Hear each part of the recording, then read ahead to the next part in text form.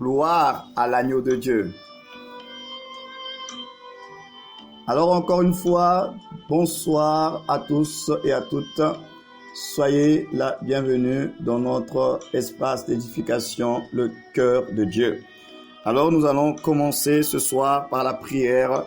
Seigneur, j'aimerais prier pour ces moments, j'aimerais prier pour ces instants, et je prie dans le nom de Jésus, afin qu'un homme, afin qu'une femme connectée soit bénie, soit encouragée, soit transformée, soit relevée, soit restaurée.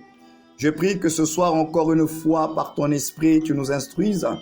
Je prie encore ce soir que par ton esprit, tu puisses encore nous communiquer la vie. Et nous voulons recevoir la vérité, celle qui libère, celle qui affranchit, celle qui provient de ta parole. Tu as dit que mes paroles sont esprit et vie. Et nous voulons recevoir dans notre esprit la parole de Dieu, la semence de vie ce soir. Encore une fois, Seigneur, prends toute la place. Là où des hommes et des femmes sont connectés, quel que soit le lieu où ils se trouvent, je prie afin que ton règne vienne et que seule ta gloire soit manifestée maintenant dans le merveilleux de tous les noms, le nom de Jésus-Christ, notre Seigneur, notre Rédempteur. Alléluia. C'est avec action de grâce que nous avons ainsi prié et avec tous ceux et celles qui sont connectés. Nous disons Amen, Amen, Amen et Amen. Alléluia. Gloire à l'agneau de Dieu. Alors, comme je vous l'ai annoncé tout à l'heure, nous allons lire un texte et ensuite je vais expliquer la pensée de ce soir et nous parlerons du Saint-Esprit et nous allons parler du Saint-Esprit parce que déjà dimanche c'est la Pentecôte, mais en plus de cela, on ne peut pas ne pas parler de lui parce que lorsque nous parlons du Saint-Esprit, nous nous référons à la résurrection. Parce que si Christ n'était pas ressuscité, il n'y aurait pas de Saint-Esprit. Pas de résurrection de Jésus, pas de Saint-Esprit. Pas de résurrection de Jésus, pas de nouvelle création. Pas de résurrection de Jésus, pas de nouvelle alliance scellée et activée. Donc le Saint-Esprit est l'incontournable de la nouvelle création. Et comme nous sommes la nouvelle création, nous sommes nés de Dieu, nous sommes ressuscités avec Christ, alors le Saint-Esprit reste l'incontournable. Alors nous allons le voir ce soir et nous allons de nouveau apprécier le Saint-Esprit et nous. Alors nous sommes dans Romains chapitre 8, à partir du verset 1er. Je vais faire la lecture pour vous. Romains chapitre 8, et ma prière est que tout au long de la lecture, que l'Esprit lui-même vous fasse apprécier les vérités, les affirmations, les déclarations. Et le Seigneur parle ici à la nouvelle création. Ici, on nous parle à nous. Et je n'ai cessé de le dire, Dieu n'est pas un plaisantin. Tout ce que Dieu dit est vrai. La parole de Dieu est vérité. Donc chaque déclaration de la parole de Dieu, il faut prendre cela avec beaucoup de sérieux. Parce que lorsque Dieu parle, il ne parle pas juste parce qu'il doit parler. Je vous l'avais dit une fois, c'est que Dieu est intentionnel dans tout ce qu'il fait, dans tout ce qu'il dit. Dieu n'est pas bavard, mais lorsque Dieu parle, il parle avec intention, avec un but qui le poursuit. Donc, la parole écrite, c'est la parole de Dieu. Écoutons Romains chapitre 8, l'épître de Paul aux Romains chapitre 8, le verset 1er. Alors, la Bible déclare, il n'y a donc maintenant, aucune condamnation pour ceux qui sont en Jésus-Christ. Alors déjà, c'est vrai que je ne vais pas trop m'attarder sur ce premier verset, Mais déjà, je veux attirer votre attention sur le petit mot maintenant. La Bible ne dit pas il n'y a donc aucune condamnation pour ceux qui sont en Jésus-Christ. La Bible dit il y a donc maintenant aucune condamnation pour ceux qui sont en Jésus-Christ. Donc ça veut dire que ceux qui ne sont pas en Jésus-Christ, ils sont condamnés et ils sont sous la condamnation. Maintenant, nous qui sommes en Christ, nous ne sommes pas en proie, sujet à la condamnation. Donc ça, c'est déjà un élément important et j'aimerais que quelqu'un dise amen à cela parce que c'est la vérité. Il n'y a donc maintenant, il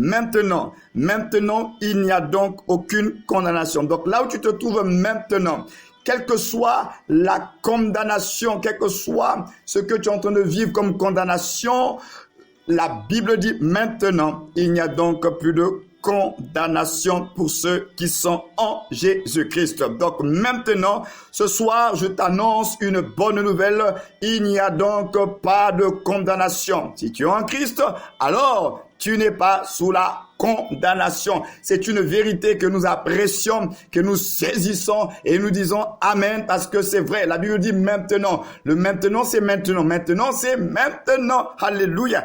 Alors, la Bible dit ceci. En effet, la loi de l'esprit de vie en Jésus-Christ, alléluia, m'a affranchi de la loi du péché et de la mort. Je ne sais pas si quelqu'un déjà est en train d'apprécier. Nous sommes déjà en train de rentrer. Nous rentrons maintenant dans la parole de Dieu et je veux que vous puissiez apprécier. Laissez votre homme intérieur se réjouir des vérités maintenant. Laissez votre homme intérieur se réjouir. Écoutez, la Bible dit, en effet, la loi de l'esprit de vie en Jésus-Christ m'a affranchi de la loi du péché et de la mort. Alléluia. Il y a eu un affranchissement.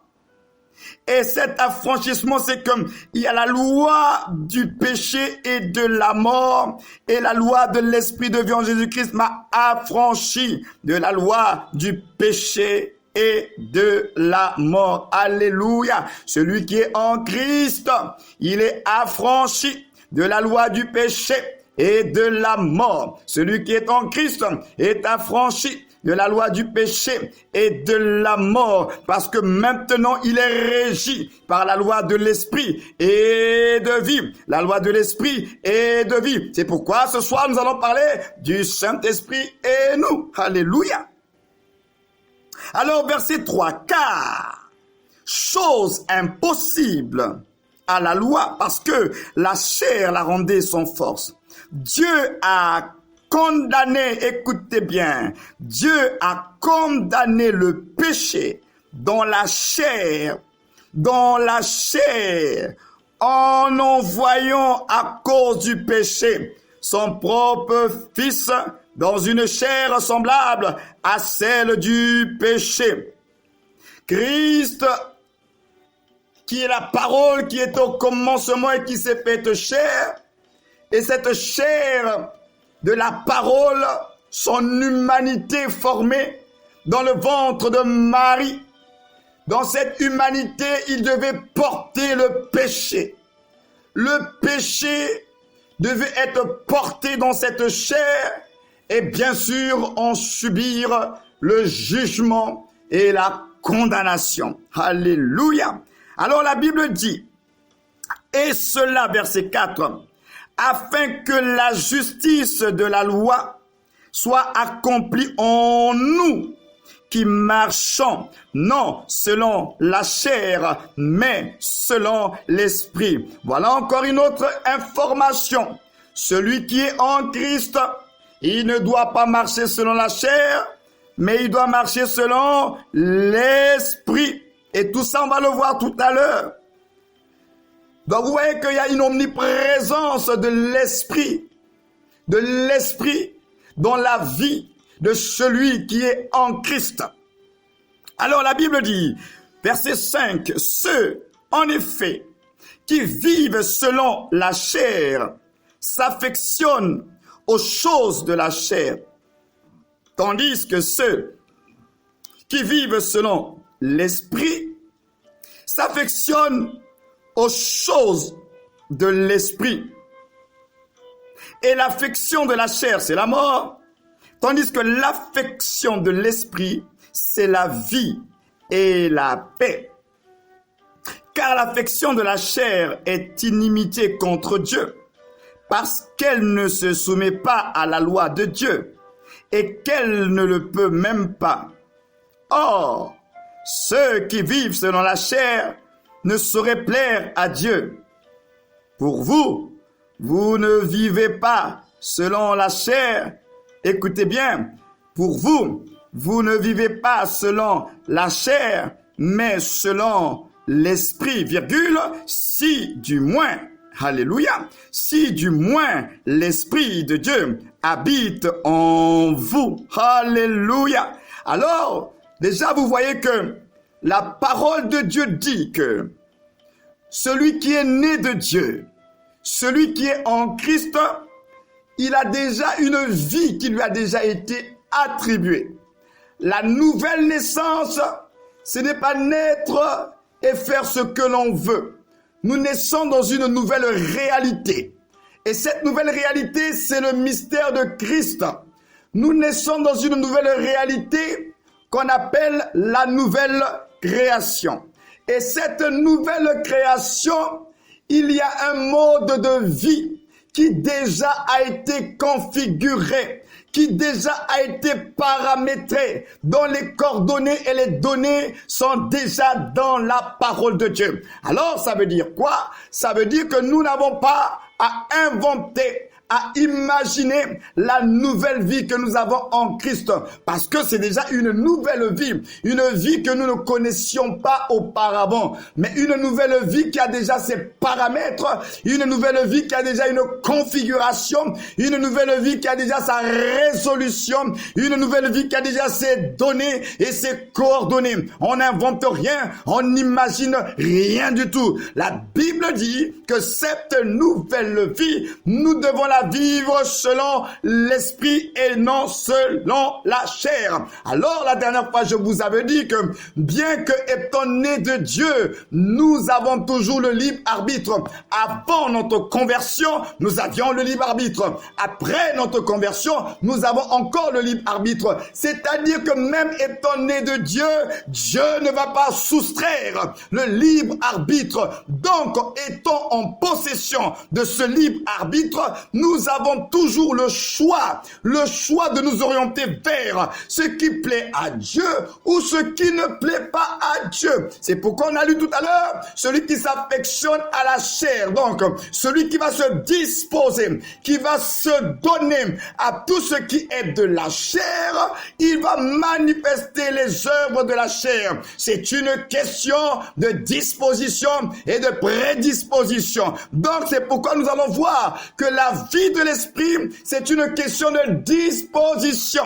Il faut faire attention aux dispositions. C'est une affaire de disposition d'abord. Alléluia. Alors, la Bible dit que pour vous, vous ne vivez pas selon la chair, mais selon l'esprit. Et on dit, si du moins l'esprit de Dieu habite en vous. Donc ça veut dire quelque part que la vie de l'esprit doit être une vie normale, naturelle pour ceux qui ont l'esprit de Dieu. Mais la dernière fois, je vous avais dit que on peut être né de Dieu et avoir le Saint-Esprit de Dieu et ne pas être rempli de l'Esprit. C'est pourquoi la Bible nous demande d'être rempli de l'Esprit. Et je vous avais dit, mais comment se fait-il que la Bible nous demande d'être rempli de l'Esprit alors que nous avons déjà le Saint-Esprit? Comment être rempli du Saint-Esprit alors qu'on a déjà le Saint-Esprit? Quelle est la valeur, le sens d'être rempli de l'Esprit alors que nous avons déjà le Saint-Esprit. Et c'est là que nous découvrons qu'il y a des chrétiens qui se contentent juste d'être nés de Dieu et qui se disent, comme je suis né de Dieu, j'ai le Saint-Esprit, ça me suffit. Mais ma Bible me dit que tu es né de Dieu, tu as reçu le Saint-Esprit, le témoignage de l'Esprit. Mais ma Bible me dit que tu dois être aussi rempli du Saint-Esprit. Et là, on me dit que ceux qui sont en Dieu, là, en Christ, ils ne vivent plus selon la chair, mais selon l'Esprit. Selon l'Esprit. Et on dit, si du moins l'Esprit de Dieu habite en vous. Et c'est là que chacun de nous doit se poser la question, est-ce que réellement j'ai le Saint-Esprit? Est-ce que tu as le Saint-Esprit? Parce que je le disais tout à l'heure, s'il n'y a pas, celui qui n'a pas le Saint-Esprit plutôt, c'est celui qui n'est pas ressuscité avec Christ. Alors si quelqu'un n'a pas le Saint-Esprit, ça veut dire qu'il n'est pas ressuscité avec Christ. Si quelqu'un n'a pas le Saint-Esprit, ça veut dire qu'il n'est pas une nouvelle création.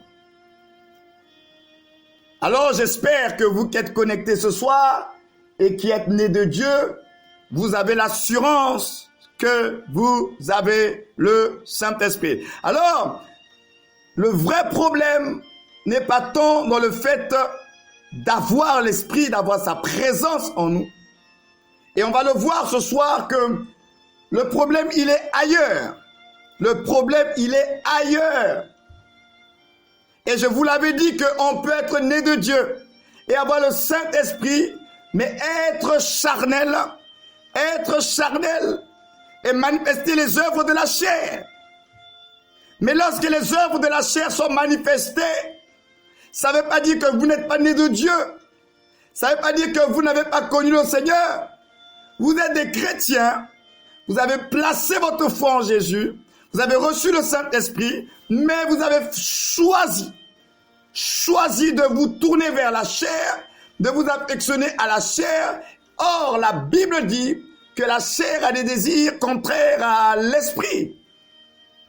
Et à cause des choix que nous faisons, mais cela amène la production. Si tu as choisi la chair, cela produira la mort. Si tu as choisi l'esprit, cela produira l'esprit. Donc, déjà à ce stade de mon message, nous pouvons réaliser que lorsque dans la vie d'un croyant, il y a beaucoup de manifestations charnelles, c'est que cette personne-là, elle répand un parfum de mort, il n'y a pas la vie. Il n'y a pas la vie. Mais alors vous allez certainement me poser la question, mais comment n'y a-t-il pas la vie alors qu'il a l'esprit de vie en lui? Il a le Saint-Esprit, mais en même temps, comment on peut avoir le Saint-Esprit et ne pas manifester la vie? Et c'est là justement le problème. C'est une question de manifestation. Là où le Saint-Esprit est attristé, là où on n'est pas rempli du Saint-Esprit, on va être rempli d'autres choses. En réalité, il n'y a que deux directions. Il y a la chair et l'esprit. Donc ça veut dire que si vous n'êtes pas rempli du Saint-Esprit, c'est la chair qui va prendre le relais. Il n'y a pas d'intermédiaire. Ou c'est la chair, ou c'est l'esprit. C'est un combat de la chair et de l'esprit. Il n'y en a pas un troisième. Il n'y a pas un troisième belligérant. C'est la chair et l'esprit. Là où l'esprit ne prend pas la place, c'est la chair qui va prendre la place. Là où l'esprit ne domine pas, c'est la chair qui va dominer. Alléluia. Et la Bible nous parle de la réalité de la chair. La chair est une réalité pour le nouveau-né en Christ. La chair est une réalité, frères et sœurs. Arrêtons d'accuser toujours les esprits, les démons. La chair est une réalité. Je répète encore ce soir, la chair est une réalité. Et la Bible nous met en garde. La chair combat la vie de l'esprit. Donc ça veut dire que toi qui es né de Dieu, tu dois savoir que tu es combattu. Il n'y a pas qu'une affaire du diable ici. La Bible dit que la chair combat. La chair a des désirs contraires, opposés à l'esprit. La chair combat l'esprit. Donc, en Christ ressuscité, nous sommes censés produire la vie.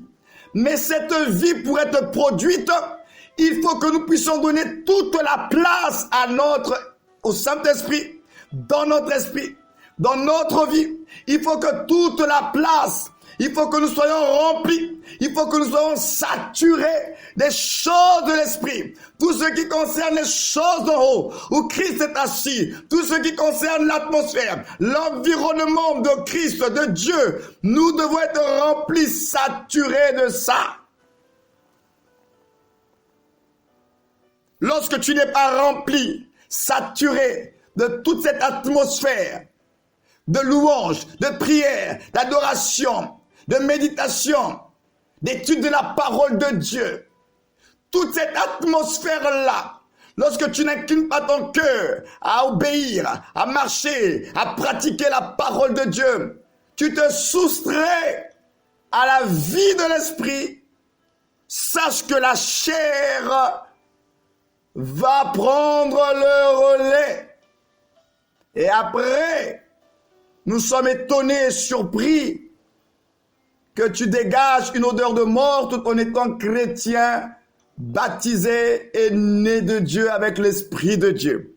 C'est dommage et c'est en même temps triste de constater qu'il y a des enfants de Dieu qui, au lieu de répandre une odeur de vie, répandent une odeur de mort tout en ayant avec eux le Saint-Esprit. C'est assez triste de constater cela.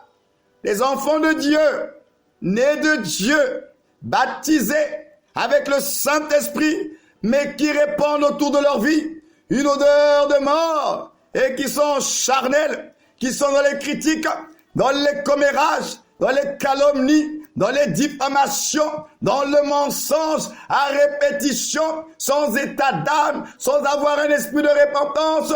Et nous appelons cela chrétien. Il y a quelque chose que nous devons comprendre ce soir. Et la chose que nous devons comprendre ce soir, c'est la réalité du Saint-Esprit et nous.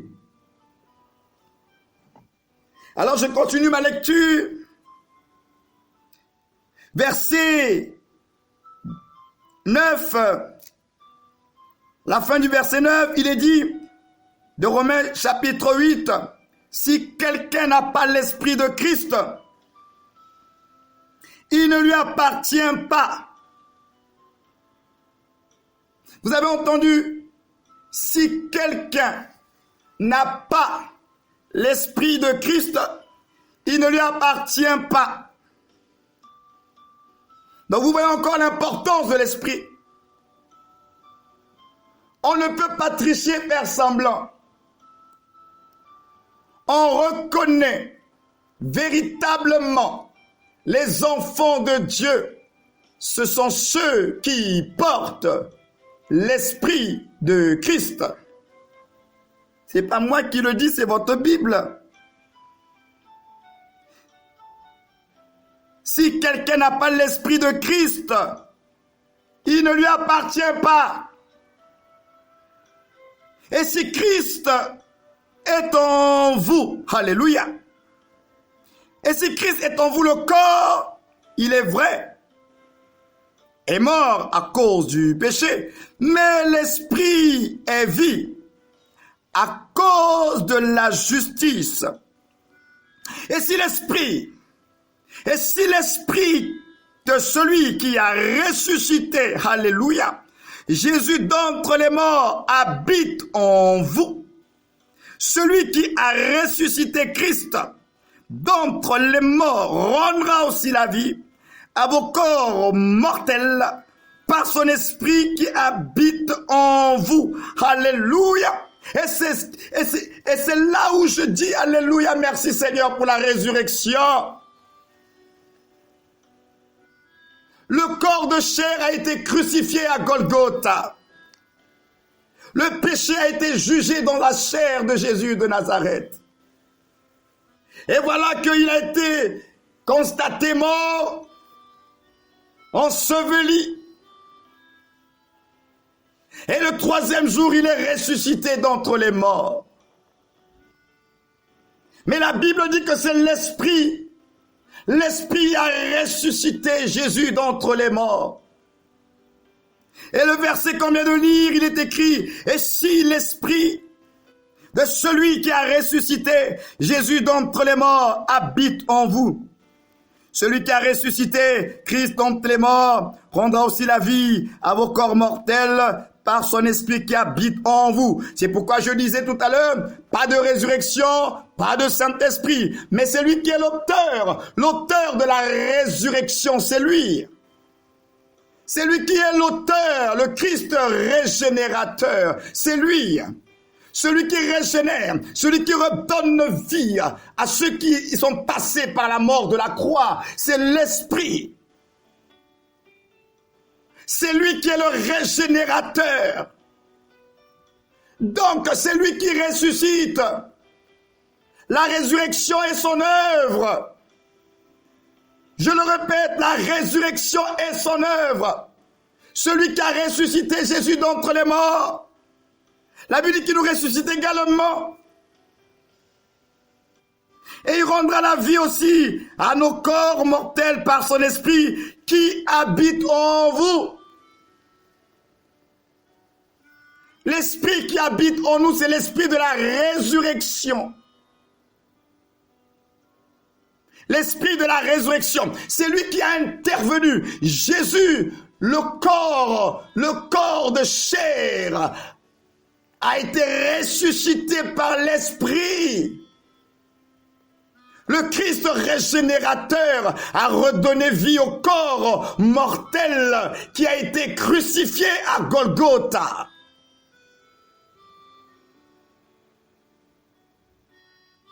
Et la Bible dit que c'est l'Esprit qui a ressuscité Jésus d'entre les morts.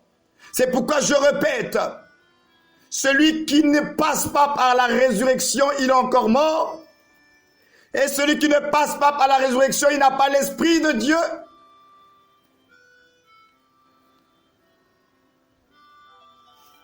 L'Esprit de la résurrection. Alors la Bible continue.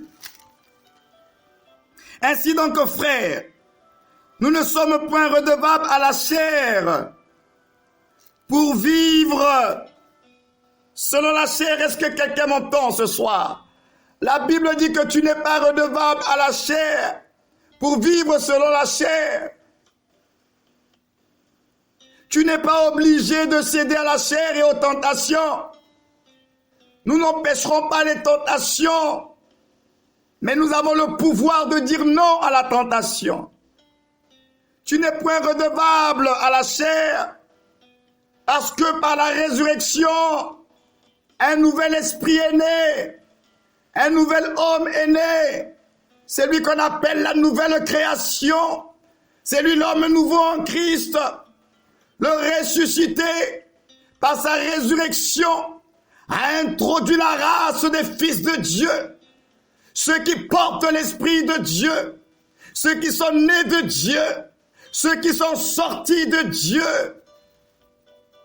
Et la Bible dit que tu n'es pas redevable à la chair, parce que maintenant tu es un homme nouveau, un esprit justifié, régénéré. Tu es un esprit régénéré, justifié, un esprit vivifiant. Et tu te définis plus selon la chair, Tu ne te définis plus selon ton âme. Tu ne te définis plus selon tes habitudes. Non. Ce n'est plus je pense donc je suis. Je veux donc je suis. Je sens donc je suis. Tu n'es pas le produit de ton âme. Tu es devenu un homme nouveau, un esprit nouveau. Et la Bible dit que tu n'es plus redevable à la chair. Ta vie, ce n'est plus la vie de la chair. Maintenant, tu es entré dans une autre réalité. C'est la réalité de Christ. C'est la réalité du Saint-Esprit. Alléluia. Alléluia. La nouvelle création, c'est la réalité du Saint-Esprit. La résurrection de Jésus nous introduit dans la réalité du Saint-Esprit en nous. La réalité du Saint-Esprit en nous et de nous en lui. Remando robo chata. Rebaba. La réalité du Saint-Esprit. La résurrection nous introduit dans la réalité du Saint-Esprit. Mais l'Esprit en nous, parce qu'avant la résurrection, l'Esprit était toujours là. L'Esprit opère depuis même la création, avant même que le monde soit manifesté. L'Esprit a toujours été là. Mais la résurrection introduit le mystère de Christ en nous. L'Esprit scellé en nous. Alléluia. Robo shataka mando robobo sheke. C'est pourquoi tu n'es pas redevable à la chair. Parce que ce qui te définit, ce n'est plus ton âme, ce n'est plus ta chair, c'est l'Esprit. Le point de repère de ta définition, ce n'est plus au niveau de ton âme, de ton passé, de ton histoire, mais c'est maintenant au niveau de ton esprit, à partir de Christ. Christ devient le point de repère d'interprétation et de compréhension de ton histoire, parce que tu es une nouvelle création. Et la nouvelle création, elle est née de Dieu.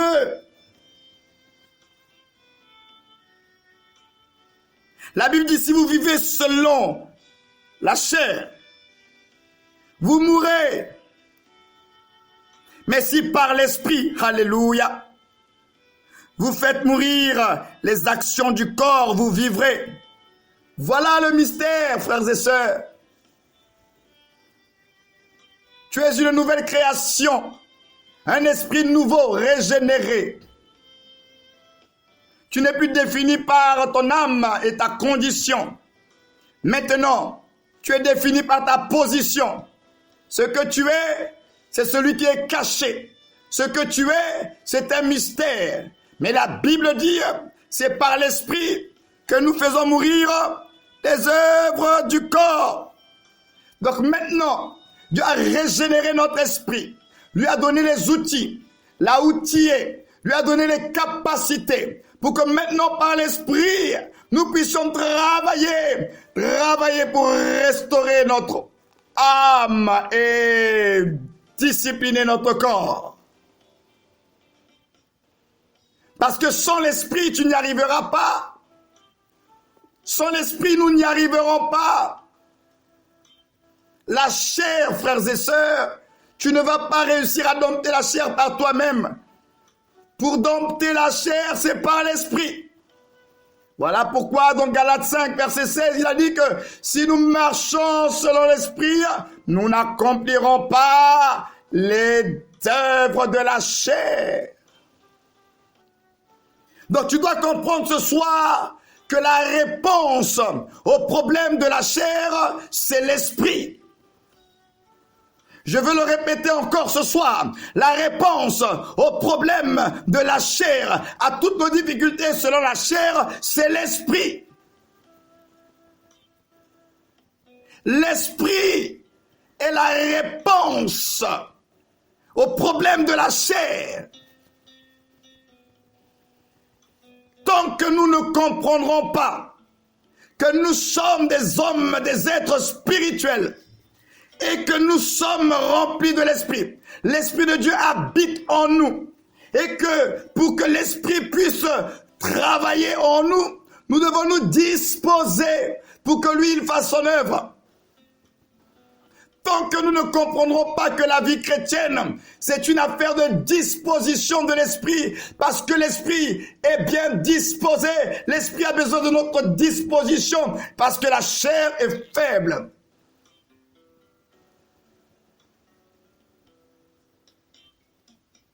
L'esprit est la réponse au problème de la chair. Donc tu dois comprendre que tu es en Christ un esprit. Et que l'interprétation, la compréhension de qui tu es, c'est par rapport à ton esprit. Tu dois cesser de te voir en tant qu'un homme charnel avec tous tes manquements, tes habitudes du passé. Non, arrête de regarder à cet endroit-là. Ce n'est pas le bon endroit qu'il faut regarder. Pour comprendre qui tu es, tu dois regarder dans ton esprit. Tu dois regarder par rapport à Christ parce que tu es positionné en lui. Pour jouir pleinement de la vie en Christ, il faut regarder à Christ. Tu es lié, tu es rattaché à Christ. Mais si tu regardes à ton passé, si tu regardes à ta condition, à tes manquements, tu vas toujours être un chrétien frustré parce que tu ne regardes pas au bon endroit. Tu es un esprit recréé. Un esprit recréé. Et c'est par ton esprit que tu pourras faire mourir les œuvres de la chair. C'est par ton esprit que tu pourras faire le travail dans ton âme. C'est par la force, parce que j'aimerais te dire ce soir que par la nouvelle naissance, Dieu va maintenant tout investir dans ton esprit. C'est ton esprit régénéré qu'on appelle l'homme intérieur. C'est lui l'homme nouveau. Dieu va tout investir dans ton esprit recréé. La Bible dit ceci, verset 14 de Romains. Car tous ceux qui sont conduits par l'Esprit de Dieu sont fils de Dieu. Tous ceux qui sont conduits par l'Esprit de Dieu sont fils de Dieu. Donc, en tant que fils de Dieu, tu dois apprendre à être conduit par l'Esprit de Dieu. Et là, j'ouvre une grande parenthèse pour dire que de la même manière que sur le plan naturel, lorsqu'un enfant naît, surtout s'il n'a pas été diagnostiqué handicapé, avec des jambes et une bouche, il est destiné, appelé à marcher, parce qu'il a des jambes. Mais pour pouvoir marcher, un enfant doit apprendre à marcher, combien même il a des jambes. La présence des jambes ne suffit pas pour qu'un enfant marche. Un enfant, pour marcher, bien qu'il a des jambes, il doit apprendre à marcher. La bouche est destinée à communiquer, à parler. Mais pour qu'un enfant parle, il doit apprendre à parler. C'est un apprentissage. Vous ne pourrez pas marcher par et selon l'esprit si vous n'apprenez pas à marcher. Vous ne parlerez pas comme les citoyens du royaume des cieux si vous n'apprenez pas à parler. Nous devons comprendre comment on parle dans le royaume de Dieu. Comment on parle dans la famille de Dieu. Nous devons apprendre comment parler. Quelles sont les manières, les habitudes dans le royaume de Dieu. Nous devons apprendre à marcher dans le royaume de Dieu.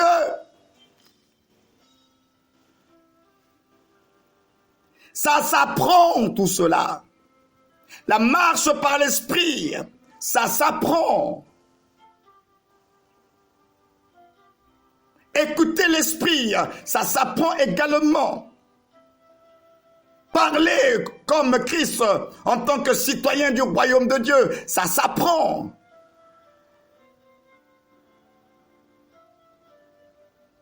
C'est pourquoi dans ce que nous sommes en train de partager, nous parlons du Saint-Esprit et nous. Le nous ici, je parle de notre esprit. Lorsque tu es né de Dieu, il faut absolument, frères et sœurs, que nous puissions comprendre et surtout par-dessus tout, garder la conscience de la vérité de la nouvelle création. Donc nous devons comprendre que nous sommes ressuscités, régénérés par le Saint-Esprit qui a ressuscité Jésus-Christ d'entre les morts. Et donc, si Christ est ressuscité, nous le sommes aussi par l'Esprit. Aux premières heures de notre nouvelle création, l'Esprit intervient déjà, il est là. Le Saint-Esprit est là. Et lorsque nous plaçons notre foi dans l'œuvre de Jésus-Christ de Nazareth, à la croix, à tous ceux qui l'ont reçu, qui croient en son nom, elle a donné le privilège de devenir enfant de Dieu. Un homme nouveau est né. Un homme nouveau est créé. Ce n'est pas la volonté de la chair et du sang, mais de la volonté de Dieu. Nous sommes nés de Dieu. Nous sommes nés esprit. Nous sommes créés esprit.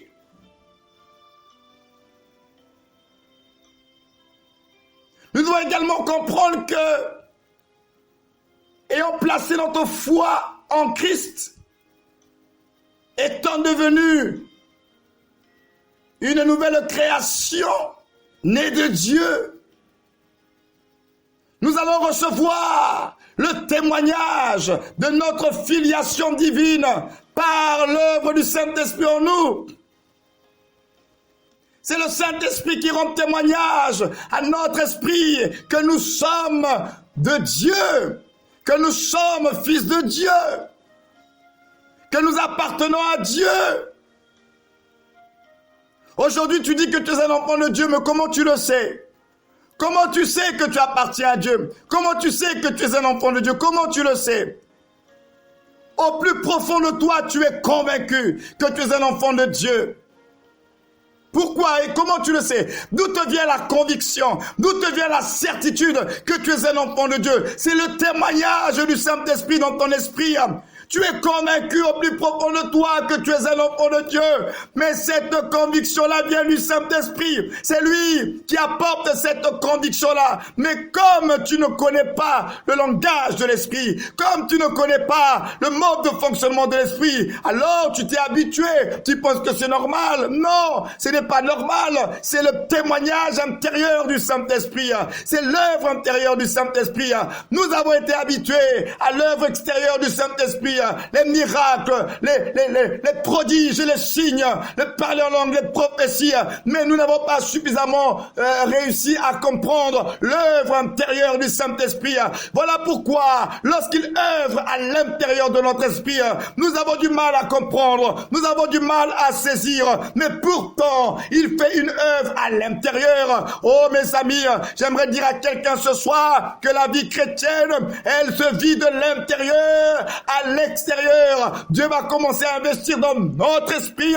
Dieu va parler à notre esprit. Dieu va répandre ses grâces et ses faveurs dans notre esprit.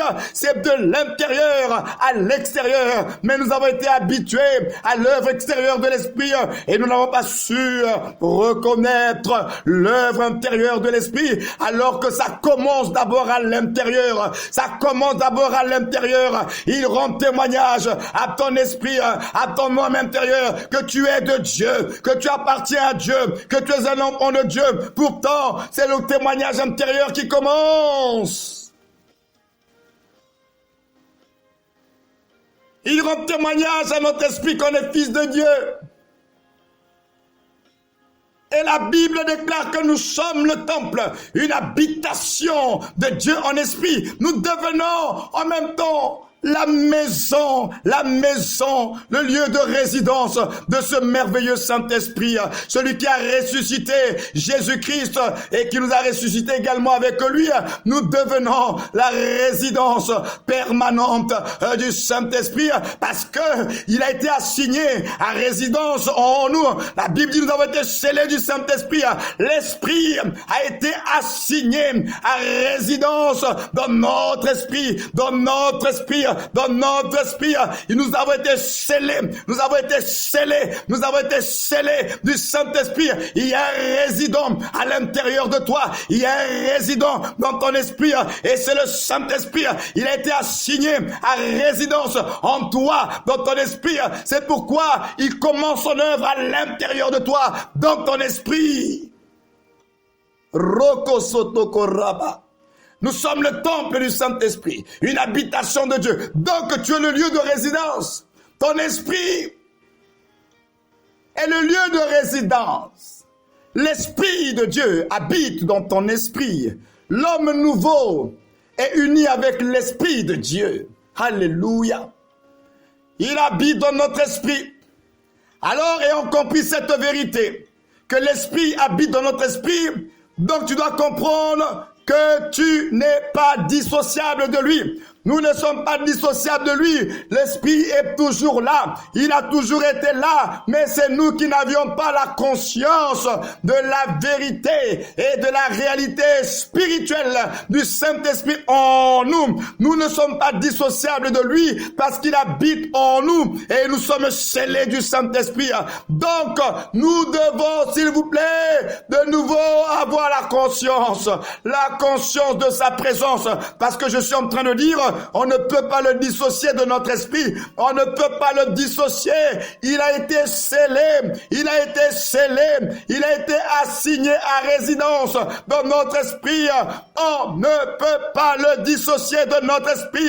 Lorsqu'on parle de toi, on doit parler aussi de lui. Parce qu'il est l'esprit qui habite dans ton esprit. C'est pourquoi, Église, ayons donc conscience de sa présence permanente, plus que de sa puissance temporaire. On est plus conscient de sa puissance, des miracles, quand les gens ils parlent en langue, quand les gens ils tombent, quand les gens ils prophétisent, quand il y a des miracles, on dit là c'est le Saint-Esprit qui est en train de travailler. On te dit oui, le culte d'aujourd'hui, le Saint-Esprit a puissamment visité son peuple parce que les gens ont crié, les gens sont tombés, les gens ont manifesté de la joie. Mais nous sommes plus conscients de cette réalité-là, mais nous ne sommes pas assez conscients de la réalité de sa présence permanente en nous. J'aimerais te dire ce soir, il y a une présence permanente du Saint-Esprit. Il y a une présence permanente du Saint-Esprit. Il n'agira pas toujours, mais il sera toujours l'Esprit scellé en toi, l'Esprit scellé dans ton esprit. Il ne fera pas toujours dans sa souveraineté, mais il sera toujours, il demeurera toujours en toi, dans ton esprit. Alors, soyons plus conscients du mystère de sa présence. Nous sommes en Christ, des esprits justifiés et régénérés. Nous sommes unis avec le Saint-Esprit. Nous sommes conscients juste de la puissance, mais soyons également conscients de la présence. Mais la présence, pas seulement la présence parce que les gens parlent en langue ou tombent, mais la présence intérieure dans votre esprit, cette présence du Saint-Esprit qui apporte en vous l'assurance, les certitudes, la paix, la joie, les convictions. Soyons également conscients que toute cette activité à l'intérieur de vous, c'est l'œuvre du Saint-Esprit.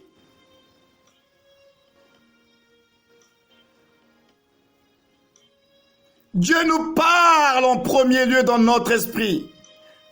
Avant d'agir à l'extérieur, Dieu commence à l'intérieur. Et il va prendre les phénomènes extérieurs pour confirmer la réalité intérieure qui t'a fait ressentir. Avant de procéder à l'extérieur, Dieu prend la peine de parler d'abord à l'intérieur. Il parle à ton homme intérieur. Il parle à ton esprit. Voilà pourquoi, lorsque tu écoutes une parole comme celle-ci ce soir, ce n'est pas ton corps, ce n'est pas pour ton intelligence, mais c'est la parole pour ton esprit. Parce que la Bible déclare, mes paroles sont esprit et vie. Mes paroles sont esprit et vie. Donc la parole de Dieu est esprit et elle est la nourriture de ton homme intérieur. Ton homme intérieur se nourrit de la parole qui est esprit parce que tu es esprit et tu te nourris de la parole qui est esprit.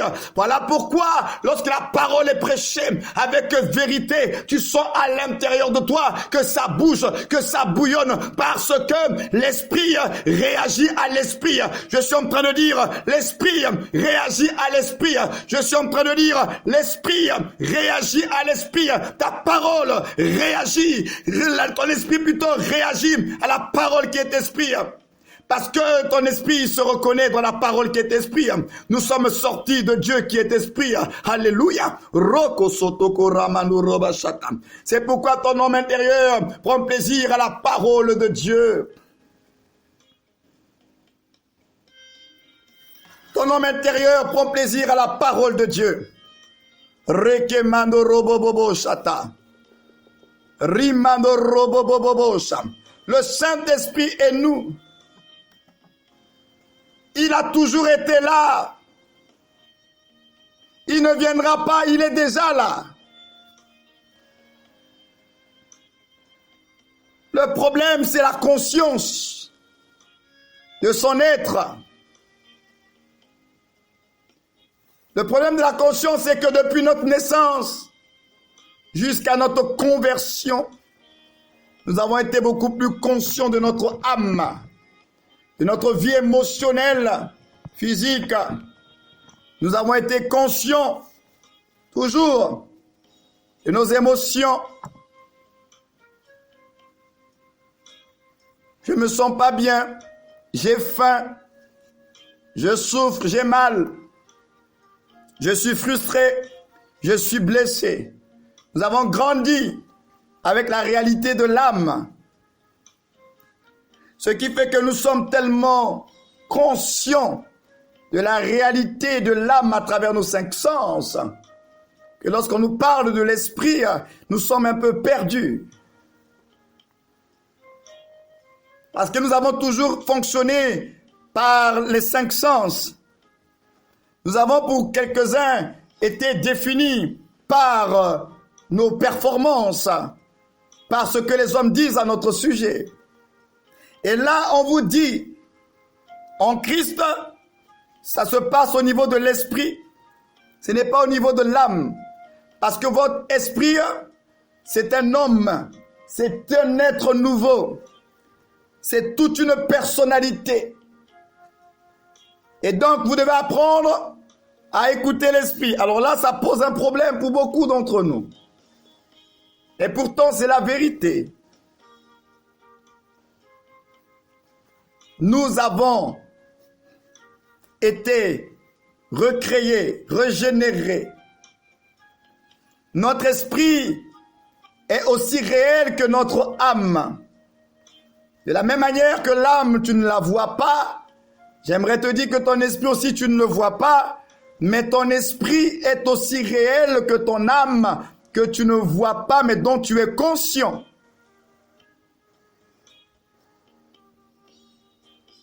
Et ton esprit a des fonctions.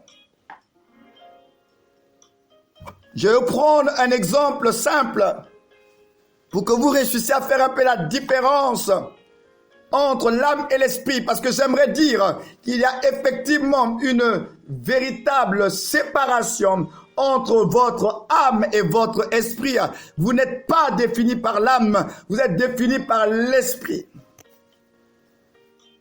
Alors, j'aimerais prendre la différence entre la suspicion et l'intuition. La suspicion est une production de notre âme. La suspicion est le résultat des influences à travers nos 5 sens. Ce que nous voyons, ce que nous ressentons, ce que nous entendons, ce que nous touchons, c'est ça qui nous amène à la suspicion. La suspicion est une œuvre de l'âme. Mais l'intuition est une œuvre de l'esprit. Alors l'intuition, il fonctionne différemment de la suspicion. La suspicion a besoin des facteurs extérieurs et visuels pour pouvoir être déclenchée. Mais l'intuition provient de l'intérieur. L'intuition, vous n'avez pas besoin d'informations extérieures, mais vous avez une connaissance intérieure. Vous savez que c'est ça, mais vous ne saurez pas l'expliquer. Ce n'est pas parce qu'on vous a dit, ce n'est pas parce que vous avez entendu, mais vous savez que là, il y a quelque chose qui ne va pas, ça cloche, ça ne va pas. C'est ce qu'on appelle l'intuition. Il n'y a aucune influence extérieure, la source vient de l'intérieur. Et l'intuition est une fonction de l'esprit, de votre homme intérieur. Donc, chaque fois que vous avez cette intuition-là, cette connaissance que vous ne pouvez pas expliquer, mais vous savez que vous savez, alors vous devez savoir que c'est une fonction de votre esprit. L'intuition est une fonction de l'esprit. Ce n'est pas la suspicion. Suspicion, c'est l'âme. Parce que tu as vu, tu as entendu, tu as interprété un comportement et tu commences à te dire, on dirait que. Mais l'intuition, c'est une faculté de l'esprit. Donc chaque fois que tu vas vivre cela, tu rencontres quelqu'un pour la première fois, tu ne connais pas son passé, tu ne connais pas son histoire, tu la rencontres, elle semble être une bonne personne, mais à l'intérieur de toi, tu es dérangé. À l'intérieur de toi, il y a quelque chose qui ne va pas. Sache que là, ton esprit est déjà en activité. Ton esprit est en activité, l'intuition est activée. Tu es en train de faire un projet, tu vas entreprendre dans un domaine bien précis. Tu n'as pas reçu des informations sur ce domaine-là, mais tu te sens mal à l'aise. Tu ne te sens pas très convaincu.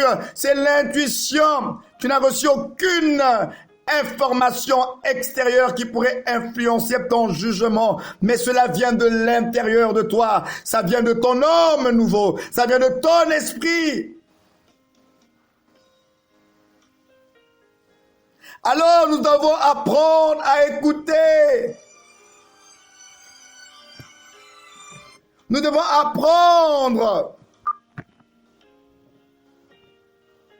Nous devons apprendre à écouter la voix de l'esprit. Il nous parle par intuition. Il faut ressentir son cœur. Un autre exemple, tu es là. Au niveau de l'âme, on t'a donné une nouvelle que tu vas être promu, promotion. Et lorsque tu entends la nouvelle de la promotion, tu sautes de joie, tu cries, tu es heureuse, tu pleures de joie. Oui, tu as de la joie parce que tu as reçu une nouvelle qui est passée par tes 5 sens. Tu es heureux. Ça, c'est la joie de la chair, la joie de ton âme. Mais la joie de l'esprit, tu es là, tu n'as reçu aucune nouvelle. Et puis subitement, tu te sens envahi par une joie qui te remplit. Tu es heureux, les gens ne comprennent pas, mais pourquoi tu es heureux? Ça, c'est la joie de l'esprit. Ça ne vient d'aucun facteur extérieur, ça vient de l'intérieur. Même chose dans l'âme, tu entends la nouvelle qu'un tel est mort. Un tel a fait tel accident. Ça t'affecte, tu es triste. Tu es triste parce que tu as reçu une mauvaise nouvelle qui est passée par tes 5 sens, que tu as vu ou bien tu as entendu. Ça, c'est au niveau de l'âme. Mais au niveau de l'esprit, tu es là. Et puis subitement, tu reçois une profonde tristesse qui est là. Tu n'arrives pas à expliquer, mais qu'est-ce qui se passe? Pourquoi je suis subitement triste? Qu'est-ce qui m'arrive? Mais qu'est-ce qui se passe? Tu n'as rien entendu, tu n'as rien vu. Mais une tristesse t'envahit. C'est la tristesse de l'esprit. Ça n'a rien à voir avec les facteurs extérieurs. Ça vient de l'intérieur. C'est l'esprit qui te fait ressentir sa joie ou bien sa tristesse.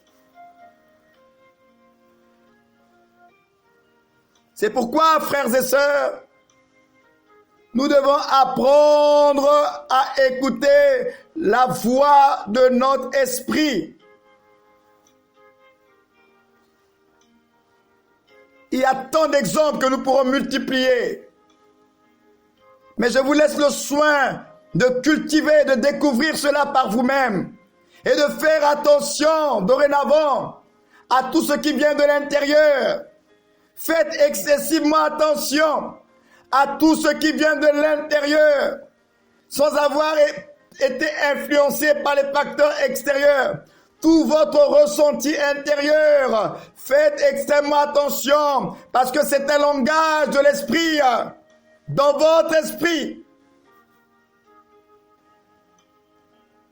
Sachant et apprenez à séparer ce qui est de la chair, de l'âme, de ce qui est de l'esprit.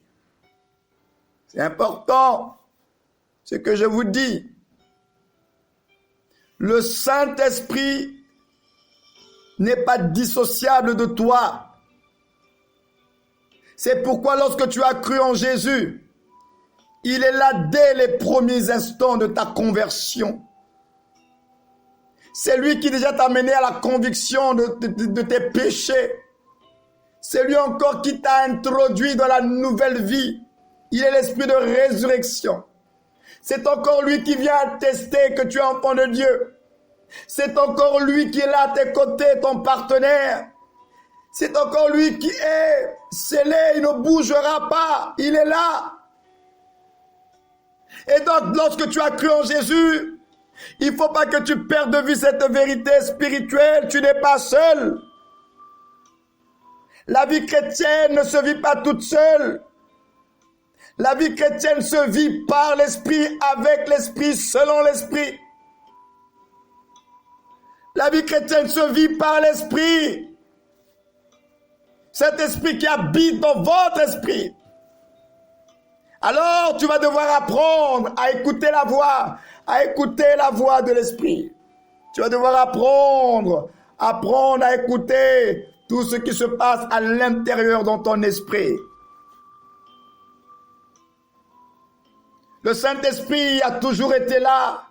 Et même au moment où je parle, il est bien présent en toi, il est bien en toi, il est bien avec toi, il est bien à tes côtés, il est bien là. Il n'est jamais parti loin, il a toujours été là. Mais c'est nous qui n'avions pas eu la conscience de sa présence.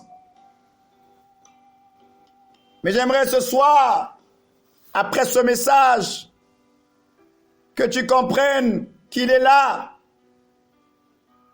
Il est là pas comme une influence. Il est là pas comme une puissance. Il est là comme une personne. Ton partenaire. Celui qui t'aide. Celui qui te donne la vie. Celui qui te relève. Celui qui te fortifie. Celui qui t'assiste. Il est là. Nous sommes partenaires avec lui. Nous sommes partenaires. Il a toujours été là. Il a toujours été là. Il a toujours été là. C'est toi et moi qui n'avions pas toujours la conscience qu'il est là. C'est toi et moi qui n'avions pas toujours la conscience qu'il est là. Mais il a toujours été là. Toi et lui, vous ne faites que un. Mais tu n'as pas compris que tu dois apprendre à le connaître. Et lui, il fait tout pour te montrer comment il fonctionne. Il te fait vivre des expériences. Il te fait vivre des choses dans ton corps. Pour te dire, je suis là. Je suis là.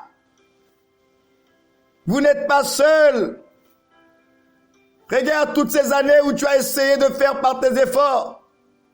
Toutes ces frustrations durant toutes ces années. Et parce que tu avais oublié, il est là.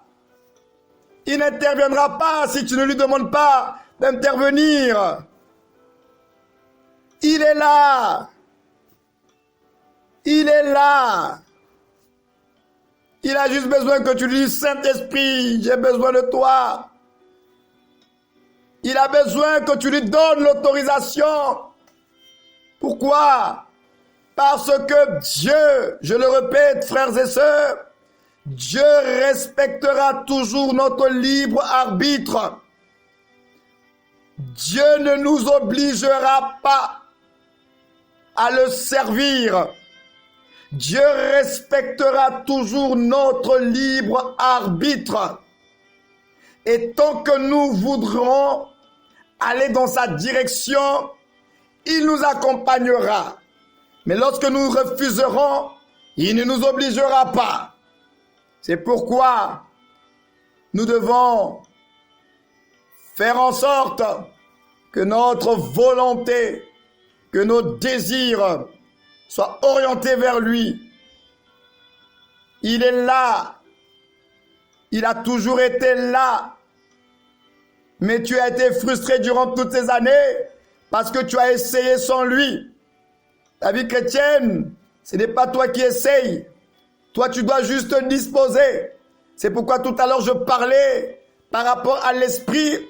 C'est une histoire de disposition.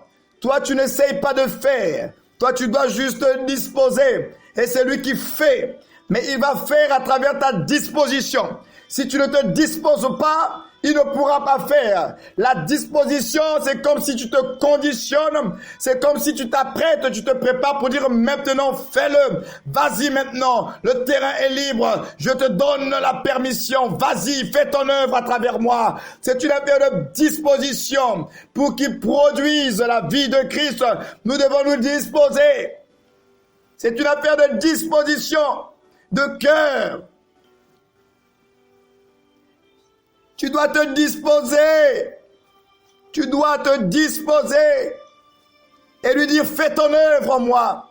Voilà, j'ai mis de l'ordre dans ma vie. Maintenant, fais ton œuvre en moi. Voilà, j'ai renoncé à ceci. J'ai renoncé à cela. Maintenant, fais ton œuvre. Oui, révèle Christ à travers moi. Révèle la vie de Jésus à travers moi. Je me suis disposé. J'ai mis de l'ordre. Je me suis conditionné. Maintenant, fais ton œuvre en moi.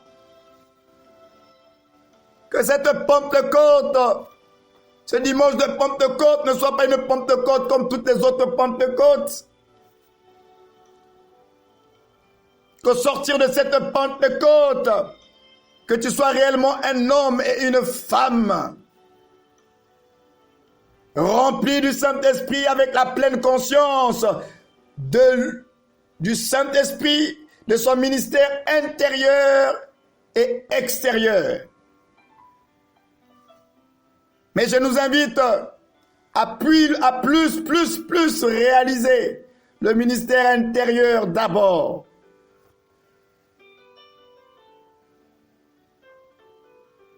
Il parle à notre esprit. Il est en communion avec notre esprit. Il communique ses pensées à notre esprit. Voilà pourquoi nous ressentons des choses dans notre esprit. C'est lui qui fait cette œuvre à l'intérieur de nous. Quelquefois, tu peux avoir une pensée qui te traverse. Et tu penses que c'est une pensée par hasard. Non, ça peut être la pensée de l'esprit. Notre esprit et lui, nous sommes en fusion. Ce qui est à lui vient chez nous. C'est pourquoi nous sommes dans un mystère.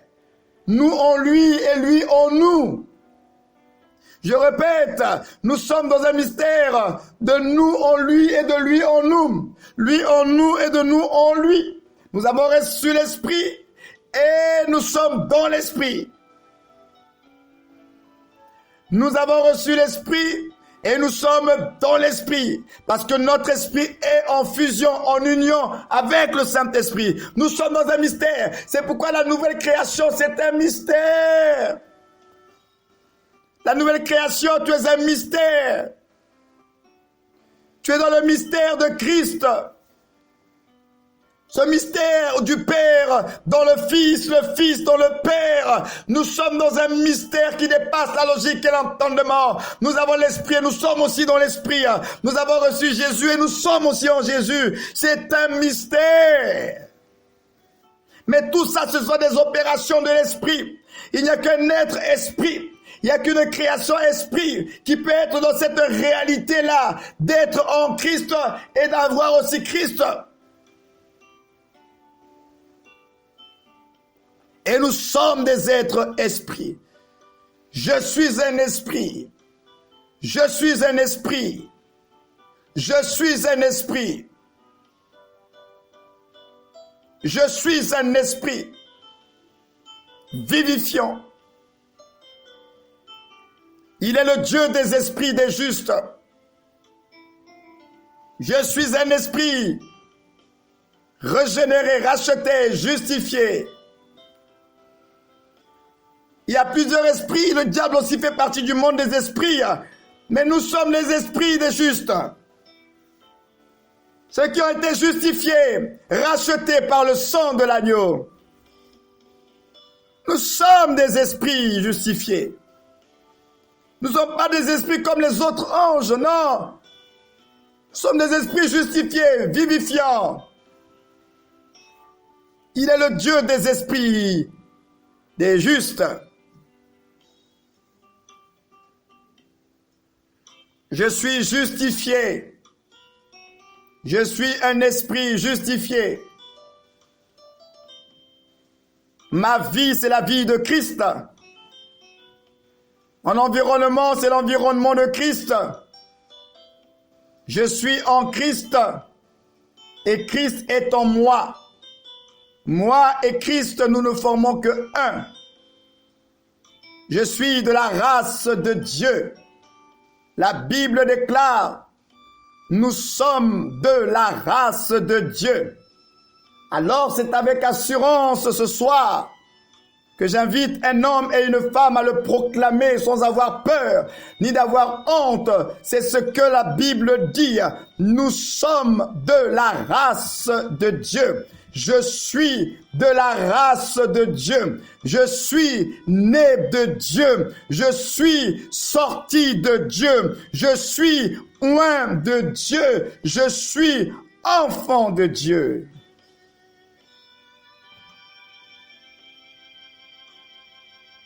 Je suis de la race de Dieu.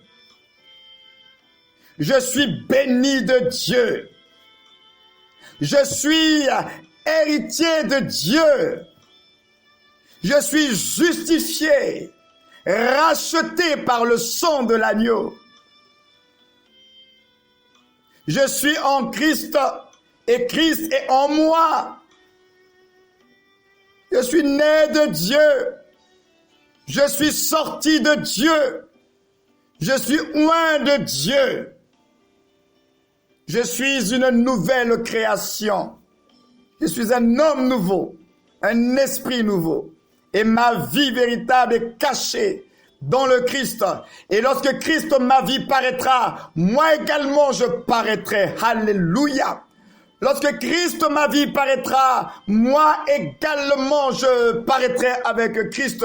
Car en Christ Jésus, je suis assis dans les lieux célestes. Je suis avec lui dans les lieux célestes. Et je le crois et je le confesse parce que c'est une affaire de réalité spirituelle. Ce n'est pas une question de logique et d'entendement, mais c'est une affaire de réalité spirituelle. Et en Christ, je suis rentré dans une réalité spirituelle. En Christ, je ne suis pas rentré dans quelque chose de logique, mais je suis rentré dans les mystères de Dieu. Dieu en moi, moi en Dieu, Dieu en moi en Dieu, l'Esprit en moi dans l'Esprit de Dieu. Alléluia.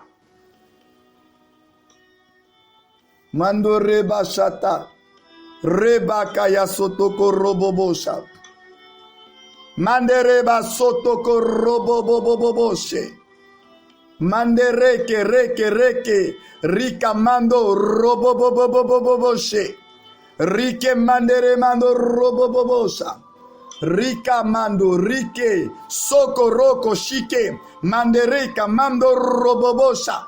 Manderike Mande Karima, Yosoto Koroko. Alléluia. Oui, Père, remplis-nous de ton esprit ce soir.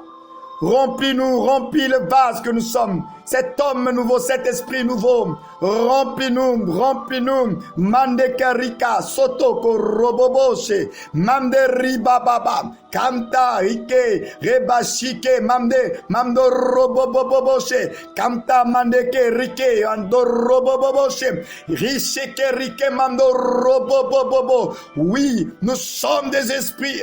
Nous sommes des esprits. Nous sommes des esprits. Nos esprits, notre vie, c'est la vie de l'esprit. Mande Karika, Sotoko Roboboshe, Manderima, Mando Roko Soto, Ikereba, Mando Reba Baba Baba, Ramama, Mama Rike, Mando Robobobobosheke, Rike Mando Riba Baba, Baba Baba, Kanta Rike, Roboboboshe, Rike, Mande Rike Baba, Ikarika, Anta Mando Roboboboshe. Alléluia. Je suis un esprit vivifiant. Mando Robobo Shaka, de la race de Dieu. Reke Mando Robobo Shem. Je suis un esprit vivifiant. Mande Karika Takaraba Soto, de la race de Dieu. Mando Robo Soto, Sotoko Robobo Sheke. Mande Rikanta, Baba Baba, Mande Ribaba. Je suis en Christ un esprit vivifiant de la race même de Dieu. Rekerema, Mando Robobo She. Ikerikamta, Mando Robobobobo Shaka. Ma vie est cachée dans le Christ. Ikerike, Mando Rokosoto, Kamande, Rika, Mando Robobobo Sheke. Ekere, Mando Raba Kamta, Baba Baba, Rebaba Kamta, Mando Robobobobo. Oui, je suis de la race de Dieu. Ekere Baba, Mando Robobobobo She, Rike, Mando, Kamta, Reke Baba. Baba, Kamta, Robo.